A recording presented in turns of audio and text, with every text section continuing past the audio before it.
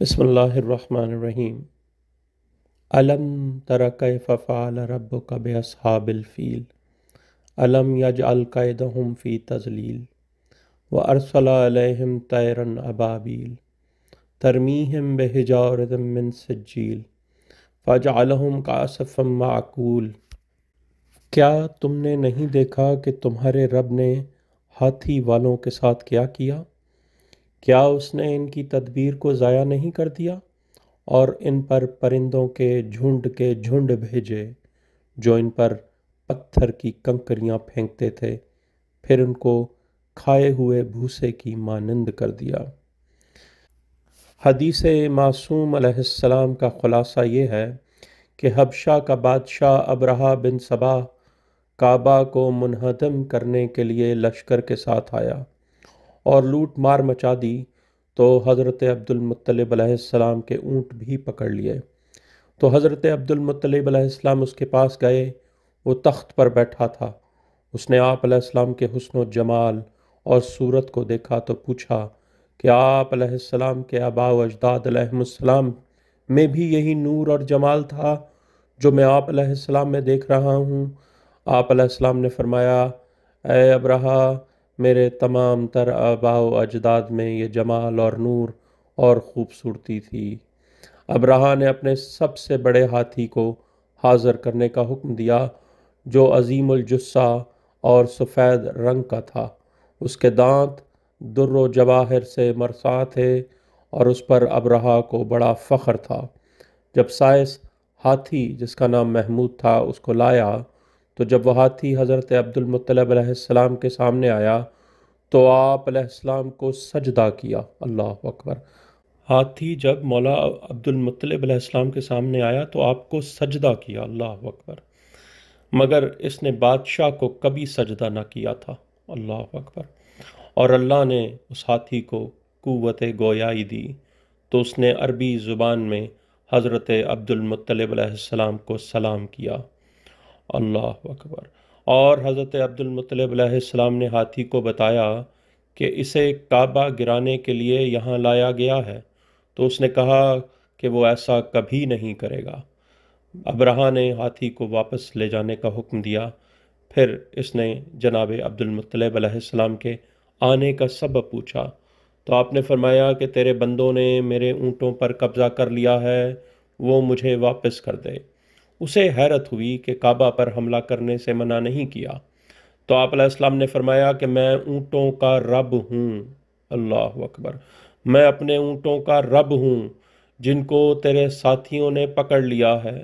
میں اس بیت کا رب نہیں ہوں، یعنی کعبے کا رب میں نہیں ہوں جسے تم منہدم کرنے کے ارادے سے آیا ہے، اور بیت کا رب اسے تمام مخلوق سے بچانے کی قدرت رکھتا ہے اور سب سے زیادہ حقدار ہے۔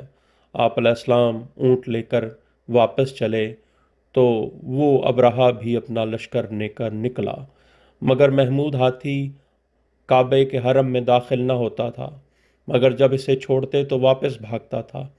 حضرت عبد المطلب علیہ السلام نے حضرت عبداللہ علیہ السلام سے فرمایا کہ کوہ ابو قبیس پر جا کر سمندر کی طرف دیکھو کہ کوئی چیز آ رہی ہے تو مجھے خبر کرو۔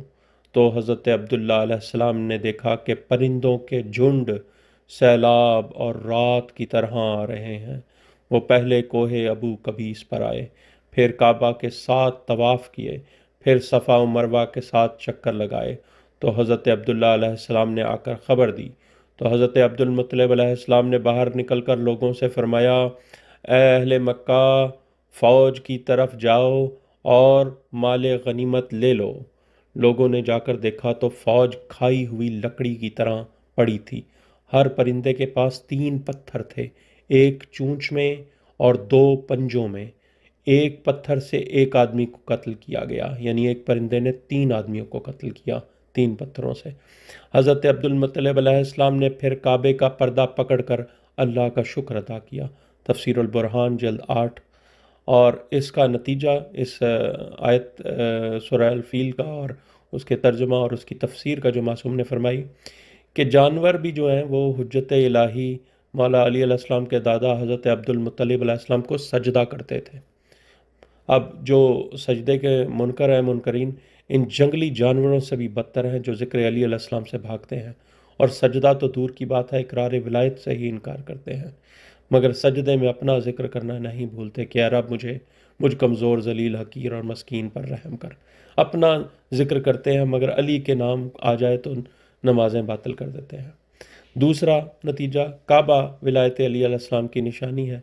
کعبے کی دیوار ولایت علی علیہ السلام کے سامنے سجدہ ریز ہوئی تو اللہ نے اس کعبے کو گرانے کے ارادے سے آنے والے کو پتھر مار مار کر کھائے ہوئے بھوسے کی مانند کر دیا۔ اسی طرح ولایت علی علیہ السلام کے بغیر کی ہوئی عبادات دوزخ میں عذاب بن کر اپنے کرنے والے کے انتظار میں ہیں کہ وہ ذرا آئے تو صحیح اسے چبا چبا کر بھوسا بنائیں گے۔ اور تیسرا، حضرت عبد المطلب علیہ السلام کو علم تھا کہ ان کا رب کیا کرنے والا ہے، مگر منکرین مقصرین معصومین علیہ السلام کے علم غیب رکھنے کا انکار کرتے ہیں، نعوذ باللہ من ذالک، ایسے جھوٹے ہیں، جبکہ قرآن کہہ رہا ہے کہ حضرت عبد المطلب علیہ السلام کو علم تھا کہ ان کا رب کیا کرنے والا ہے۔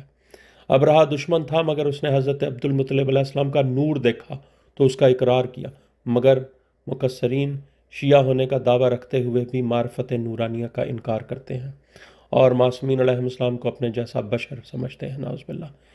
یہ مقصرین مجوسی کنویں کے مینڈک دوزخ کی زبان میں بس بولتے رہتے ہیں۔ اللہم لعنا ولا ظالما ظلم حق محمد وآل محمد وآخرت عابلا ولا ذالک۔ اللہم لعن الصابت التي جاہدت الحسین علیہ الصلوۃ والسلام وشاعت وبات وتابت لا قتلہ۔ اللہم لعنہم جمیعا بے شمار لگاتار۔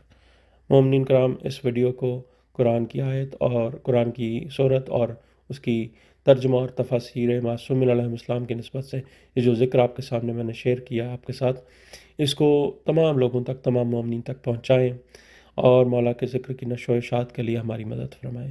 یا علی مدد مومنین کرام، والسلام علیکم۔